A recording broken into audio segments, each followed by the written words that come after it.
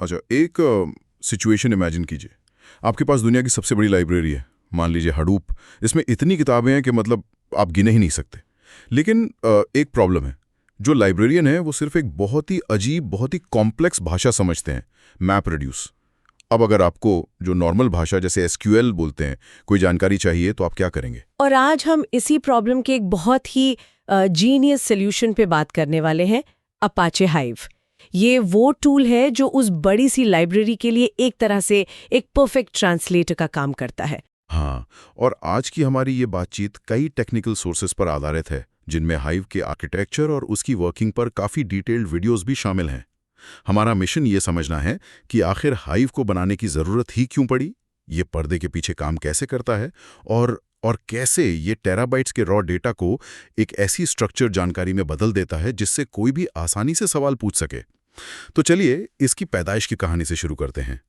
ये कोई ऐसा टूल नहीं है जिसे किसी लैब में बनाया गया हो। इसकी शुरुआत तो 2006 के आसपास फेसबुक की एक रियल वर्ल्ड प्रॉब्लम से हुई थी। बिल्कुल। उस वक्त फेसबुक मतलब रॉकेट की स्पीड से बढ़ रहा था। रोजाना पेटाबाइट्स में यूजर डेटा, फोटोज, लॉग्स सब कुछ आ रहा था। इस डेटा को स्टोर करने के लिए उन्होंने हडूप को तो अपना लिया, जो उस स्केल के लिए बना था, लेकिन वो एक बहुत बड़ी दीवार से टकरा गए। और वो दीवार थी डेटा को एक्सेस करने की। एग्जैक्टली उनके जो डेवलपर्स और एनालिस्ट्स थे, जो सालों से ओरेकल और माई एसक्यूएल पर एसक्यूएल क्वेरीज लिखने के आदी थे, वो हडूप में रखे इस डेटा से सीधे बात ही नहीं कर पा रहे थे। हडूप तो सिर्फ मैप रिड्यूस की भाषा समझता था, जो जावा में लिखी जाती थी। और हर छोटी बड़ी क्वेरी के लिए एक पूरा मैप प्रोड्यूस प्रोग्राम लिखना तो वो प्रैक्टिकल नहीं होगा ना। मैंने एक सोर्स में पढ़ा कि उन्हें हर दिन लगभग 70,000 एसक्यूएल क्वेरीज चलाने की जरूरत पड़ती थी। 70,000। यही तो असली संकट था। आप सोचिए, एक सिंपल सी सिलेक्ट काउंट क्वेरी जो एसक्यूएल में एक लाइन की होती है, उसके लिए उन्हें जावा में 100-150 लाइनों का कोड लिखना पड़ रहा था। ये तो ऐसा है जैसे पानी पीने के लिए हर बार एक नया कुआं खोदना। इससे उनका काम बहुत बुरी तरह से अटक रहा था। इसलिए फेसबुक की टीम ने हाइव बनाया, जिसका एक ही मकसद था। हाँ, एक ही मकसद था, एक जानी पहचानी एसक्यूएल जैसी क्वेरी लेना, जिसे इन्होंने हाइव क्यूएल नाम दिया, और उसे बैकग्राउंड में अपने आप एक मैप रिड्यूस जॉब में ट्रांसलेट कर देना, जिसे हडूप चला सके। ये एक शानदार पुल था, एक दुभाषा। ठीक है, तो ये एसक्यूएल जैसा दिखता है, एसक्यूएल जैसा महसूस होता है, लेकिन एक सोर्स ने बहुत जोर देकर यह बात कही कि हाइव एक डेटाबेस बिल्कुल नहीं है, ये एक क्वेरी इंजन है। ये फर्क समझना बहुत जरूरी लगता है। इन दोनों में असल अंतर क्या है? ये सबसे बड़ा मिसकंसेप्शन है हाइव के बारे में। देखिए, मेन फर्क है स्टोरेज का। ओरेकल, माईएसक्यूएल या एसक्यूएल सर्वर जैसे जो ट्रेडिशनल डेटाबेस होते हैं ना, उनका अपना खुद का स्टोरेज सिस्टम होता है। वो डेटा को अपने खास फॉर्मेट में रखते हैं, अपने कंट्रोल में। हाइव का अपना कोई स्टोरेज नहीं है, जीरो। मतलब वो डेटा को छूता तक नहीं है? बिल्कुल नहीं। असली डेटा तो हडूप डिस्ट्रीब्यूटेड फाइल सिस्टम यानी HDFS में रॉ फाइल्स के तौर पर पड़ा रहता है, जैसे CSV, JSON या पार्केट फाइल्स। एक मिनट, अगर डेटा सिर्फ फाइल्स के तौर पर पड़ा है तो हाइव को कैसे पता चलता है कि कौन सा कॉलम कहाँ है या डेटा का टाइप क्या है? मतलब ये नंबर है या टेक्स्ट? बहुत अच्छा सवाल है। और यहीं पर एक कह सकते हैं रेवोल्यूशनरी आइडिया आता है, schema on read. Traditional database schema on right पे काम करते हैं। मतलब जब आप डेटा डालते हैं तभी आपको टेबल का स्ट्रक्चर, मतलब कॉलम, डेटा टाइप सब डिफाइन करना पड़ता है, और डेटाबेस उसे सख्ती से लागू भी करता है। अगर डेटा मैच नहीं हुआ तो रिजेक्ट हो जाएगा। और हाइव इसका उल्टा करता है? हाँ, हाइव कहता है तुम बस डेटा HDFS में डाल दो, जैसा भी है। जब तुम उस डेटा को पढ़ने के लिए क्वेरी चलाओगे तब मैं उस पर एक स्ट्रक्चर, एक स्कीमा डालूंगी। ये बहुत ज्यादा फ्लेक्सिबिलिटी देता है। समझ गया। तो डेटा HDFS में है, प्रोसेसिंग मैप प्रोड्यूस कर रहा है, तो फिर हाइव का दिमाग कहाँ है? वो हिस्सा जो ये सारी जानकारी रखता है कि कौन सी टेबल है, उसमें क्या कॉलम्स हैं। सोर्सेज में मेटास्टोर शब्द का बहुत जिक्र था। मेटास्टोर ही हाइव का दिल और दिमाग है। यही वो जगह है जहां हाइव सारा मेटा डेटा स्टोर करता है। ध्यान दीजिए, मेटा डेटा, असली डेटा नहीं। इसमें क्या होता है? टेबल के नाम, उनके कॉलम्स के नाम और डेटा टाइप्स, डेटा किस फोल्डर में पड़ा है, पार्टीशंस की जानकारी, ये सब। ये एक कैटलॉग की तरह है। और मजे की बात यह है कि ये मेटा स्टोर खुद MySQL जैसे किसी रिलेशनल डेटाबेस में स्टोर होता है। ये थोड़ा अजीब नहीं लगता कि एक बिग डेटा टूल का दिमाग एक ट्रेडिशनल डेटाबेस में रखा है? पहली बार सुनने में अजीब लगता है, पर ये एक बहुत सोचा समझा डिजाइन डिसीजन है। मेटा डेटा को एक मजबूत ट्रांजैक्शनल डेटाबेस में रखने से स्टेबिलिटी और कंसिस्टेंसी मिलती है। और यहीं से हम एक बहुत ही प्रैक्टिकल और ज़रूरी पॉइंट पर आते हैं जो सोर्सेज में दिया गया था, एम्बेडेड और रिमोट मेटा स्टोर का फर्क। हाँ, ये जानकारी तो वाकई चौंकाने वाली थी। तो डिफ़ॉल्ट में हाइव एक छोटे से डेटाबेस के साथ आता है जिसका नाम डर्बी है। ये एम्बेडेड मोड है। हाँ, और ये सीखने या अपने लैपटॉप पर प्रैक्टिस करने के लिए ठीक है, लेकिन एक असली प्रोडक्शन एनवायरनमेंट में जहाँ कई मशीनें एक साथ काम कर रही हैं, इसकी एक बहुत बड़ी घातक कमी है। डर्बी एक बार में सिर्फ एक ही कनेक्शन को सपोर्ट करता है। अच्छा, एक सोर्स में इसका एक बेहतरीन उदाहरण था। मान लीजिए हमारे पास 4 सर्वर का एक हाइव क्लस्टर है। हर सर्वर पर अपना अपना एम्बेडेड डबी मेटा स्टोर चल रहा है। अब एक यूजर सर्वर 3 से कनेक्ट करके कमांड चलाता है, क्रिएट टेबल। तो क्या होगा? उस टेबल की जानकारी, मतलब उसका मेटा डेटा, सर्वर 3 के अपने लोकल डेटाबेस में सेव हो जाएगा। बाकी सर्वर 1, 2 और 4 को इसके बारे में कुछ नहीं पता।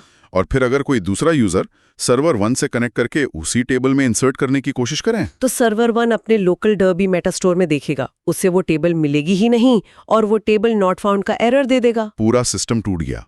एग्जैक्टली। इसीलिए प्रोडक्शन में कोई भी एम्बेडेड मेटा स्टोर इस्तेमाल नहीं करता। इसका सोल्यूशन है रिमोट मेटा स्टोर, जिसमें आप एक सेंट्रल डेटाबेस यूज करते हैं। बिल्कुल। आप क्लस्टर से बाहर एक अलग सेंट्रलाइज्ड डेटाबेस जैसे MySQL सेट करते हैं। क्लस्टर की सभी हाइव मशीनें अब उसी एक सेंट्रल MySQL से बात करती हैं।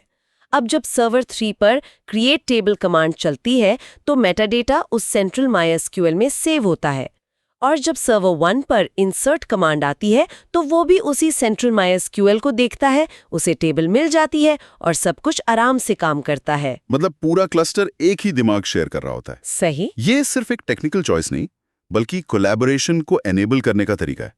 अच्छा, एक और महत्वपूर्ण कॉन्सेप्ट जो सोर्सेज में था वो था 2 तरह की टेबल्स का, मैनेज्ड और एक्सटर्नल। एक यूजर के लिए इन दोनों में प्रैक्टिकल अंतर क्या है? ये हाइव का एक और बहुत पावरफुल फीचर है और इसका लेना देना डेटा की ओनरशिप से है। मैनेज्ड टेबल डिफॉल्ट होती है। जब आप एक मैनेज्ड टेबल बनाते हैं तो आप हाइव को कहते हैं ये डेटा मेरा है, मैं इसे कंट्रोल करूंगी। हाइव अपने खास वेयरहाउस फोल्डर के अंदर उस टेबल के लिए एक डायरेक्टरी बनाता है और डेटा को वहां रखता है। और इसका मतलब ये भी है कि अगर मैं उस टेबल को ड्रॉप करूं तो हाइव डेटा भी डिलीट कर देगा? बिल्कुल। अगर आप ड्रॉप टेबल कमांड चलाते हैं तो हाइव मेटा स्टोर से टेबल की जानकारी भी हटाएगा और HDFS से उस डेटा की फाइल्स को भी हमेशा के लिए डिलीट कर देगा। डेटा गया। ये तो काफी रिस्की है। अगर गलती से कमांड चल गई तो फिर एक्सटर्नल टेबल कैसे अलग हैं? एक्सटर्नल टेबल के साथ आप हाइव को एक अलग इंस्ट्रक्शन देते हैं। आप कहते हैं, देखो हाइव, डेटा HDFS के इस खास फोल्डर में पड़ा है जिसे मैं कंट्रोल करती हूँ। तुम बस इस डेटा के ऊपर एक स्कीमा बनाकर मुझे क्वेरी करने की सुविधा दो।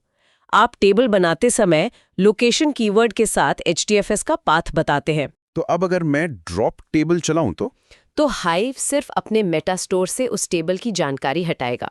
आपका असली डेटा HDFS में जहां था वहीं सुरक्षित रहेगा, उसे छुआ भी नहीं जाएगा। तो इसका मतलब एक्सटर्नल टेबल ज्यादा सुरक्षित हैं, खासकर उन सिनारियोज में जहां एक ही डेटा को कई अलग अलग टूल्स या टीमें इस्तेमाल कर रही हों। जैसे कोई स्पार्क जॉब डेटा बना रही है और हाइव सिर्फ उसे पढ़ने का काम कर रहा है। आपने बिल्कुल सही समझा। ये ओनरशिप बनाम रेफरेंसिंग का केस है। मैनेज टेबल कहती है डेटा मेरा है, एक्सटर्नल टेबल कहती है मैं बस उस डेटा को देख रही हूं जो कहीं और रहता है। चलिए अब परफॉर्मेंस की बात करते हैं। सोर्सेज ने यह भी साफ किया कि हाइव खासकर पुराने मैप रिड्यूस इंजन के साथ धीमा हो सकता है, लेकिन चीजों को नाटकीय रूप से तेज करने के लिए एक तकनीक है, पार्टीशनिंग। क्या आप समझा सकती हैं कि ये किस समस्या का समाधान करती है? जरूर। इसे एक उदाहरण से समझते हैं। मान लीजिए आपके पास एक बहुत बड़ी सेल्स डेटा टेबल है जिसमें पिछले 10 सालों का डेटा है। HDFS में ये सब 120 फाइल्स के तौर पर एक ही बड़े फोल्डर में पड़ा है।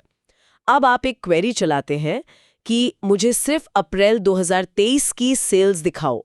Where year equal to 2023 and month equal to April. तो हाइव क्या करेगा? बिना पार्टिशनिंग के हाइव बेवकूफ़ों की तरह काम करता है। उसे नहीं पता कि अप्रैल 2023 का डेटा किस फाइल में है, तो वो उस एक महीने का डेटा ढूंढने के लिए पूरे 10 सालों की सभी 120 फाइलों को एक एक करके खोलेगा, पढ़ेगा और स्कैन करेगा। Full table scan. इसमें घंटों लग सकते हैं। और पार्टिशनिंग इसे फोल्डर स्ट्रक्चर से ठीक करती है। एकदम सही। जब आप टेबल बनाते समय उसे पार्टिशन्ड बाय ईयर कॉमा मंथ बताते हैं, तो हाइव अब डेटा को एक बड़े फोल्डर में रखने के बजाय सब फोल्डर्स में ऑर्गेनाइज करता है। एक फोल्डर बनेगा ईयर इक्वल टू 2023, उसके अंदर मंथ इक्वल टू अप्रैल। ये फिजिकली डेटा फाइल्स को इन डायरेक्टरीज में बांट देता है। तो अब जब मैं वही क्वेरी चलाऊंगा तो अब हाइव स्मार्ट हो गया है। वो क्वेरी में वेयर क्लॉज को देखेगा। उसे दिखेगा ईयर इज इक्वल टू 2023 और मंथ इज इक्वल टू अप्रैल। तो वो बाकी 119 फोल्डर्स को देखेगा भी नहीं। वो सीधे HDFS में sales data year is equal to 2023 month is equal to April वाले फोल्डर में जाएगा और सिर्फ उसी के अंदर की फाइल को स्कैन करेगा। इसे पार्टीशन प्रूनिंग कहते हैं। मतलब 99% से ज्यादा डेटा को स्कैन होने से बचा लिया। एक वीडियो में इसका एक शानदार रियल वर्ल्ड उदाहरण था। एक क्वेरी जो बिना पार्टीशन वाली टेबल पर 85 सेकंड ले रही थी, पार्टीशनिंग के बाद वही क्वेरी सिर्फ 41 सेकंड में पूरी हो गई। ये तो दुगने से भी ज्यादा तेज है। और ये तो एक छोटे डेटा सेट पर है। पेटाबाइट्स के डेटा पे ये फर्क मिनटों और घंटों या यहाँ तक कि घंटों और दिनों के बीच का हो सकता है। पार्टीशनिंग हाइव में परफॉर्मेंस ऑप्टिमाइजेशन की सबसे पहली और सबसे जरूरी तकनीक है। लेकिन क्या इसमें भी कोई पीएच है? मतलब कोई नुकसान? क्या हम किसी भी कॉलम पर पार्टीशन कर सकते हैं? मान लीजिए मैंने सेल्स डेटा को कस्टमर आईडी पर पार्टीशन कर दिया और मेरे पास 10 मिलियन कस्टमर हैं। आपने एक बहुत ही जरूरी सवाल पूछा है। अगर आपने कस्टमर आईडी जैसे हाई कार्डिनैलिटी वाले कॉलम पर पार्टीशन किया, तो हाइव 10 मिलियन छोटे छोटे फोल्डर्स बना देंगे, जिनमें से कई में शायद सिर्फ एक एक रिकॉर्ड वाली फाइल होगी। ये हडूप के लिए एक बुरे सपने जैसा है, जिसे स्मॉल फाइल्स प्रॉब्लम कहते हैं। इससे परफॉर्मेंस सुधरने की बजाय और खराब हो जाएगी। तो नियम क्या है? नियम यह है कि आप उन कॉलम्स पर पार्टीशन करें जिनकी वैल्यूज सीमित और बार बार आने वाली हो, जैसे तारीख, देश, कैटेगरी वगैरह। तो चलिए इन सब बातों को एक साथ लाते हैं। हाइव एक गेम चेंजर था, क्योंकि इसने एसक्यूएल जानने वाले लोगों के लिए हडूप की विशाल डरावनी दुनिया के दरवाजे खोल दिए। ये खुद डेटाबेस नहीं है, बल्कि एक बहुत ही चालाक ट्रांसलेटर है, जिसका अपना एक अलग दिमाग है, जिसे मेटास्टोर कहते हैं। और मैनेज्ड बनाम एक्सटर्नल टेबल जैसे कॉन्सेप्ट को समझकर हम डेटा की ओनरशिप तय कर सकते हैं। और पार्टीशनिंग जैसी तकनीक से हम अपनी क्वेरीज को कई गुना तेज बना सकते हैं। ये सच में बड़े डेटा के स्टोरेज और स्ट्रक्चर्ड एनालिसिस के बीच की खाई को पाटता है। ये भी साफ है कि भले ही इसने एक बहुत बड़ी प्रॉब्लम सॉल्व की, लेकिन कहानी यही खत्म नहीं हुई। सोर्सेज में स्पार्क और तेज जैसे नए तेज इंजनों का जिक्र था, जो पर्दे के पीछे मैप रिड्यूस की जगह ले सकते हैं। ऐसा लगता है कि स्पीड और एफिशिएंसी की ये दौड़ कभी खत्म नहीं होती। और ये हमें एक आखिरी विचार की ओर ले जाता है, जिस पर हमारे श्रोता सोच सकते हैं। हाइव ने एसक्यूएल जैसी आसान भाषा का इस्तेमाल करके बड़े डेटा तक पहुंच को कह सकते हैं डेमोक्रेटाइज कर दिया, आम लोगों के लिए आसान बना दिया। लेकिन ऐसा करते हुए उसने नीचे चल रहे सिस्टम मैप रिड्यूस की सारी कॉम्प्लेक्सिटी को भी छुपा दिया। हाँ। तो सोचने वाला सवाल ये है कि किसी भी टेक्नोलॉजी में एब्स्ट्रैक्शन और अंडरस्टैंडिंग के बीच सही बैलेंस क्या है? कब किसी चीज़ को इस्तेमाल में आसान बनाना हमें ये समझने से रोक देता है कि उसे अच्छी तरह से कैसे इस्तेमाल किया जाए, जैसे पार्टीशनिंग को समझे बिना हाइव का इस्तेमाल करना। ये हमें उस टूल की पूरी ताकत का इस्तेमाल करने से रोक सकता है।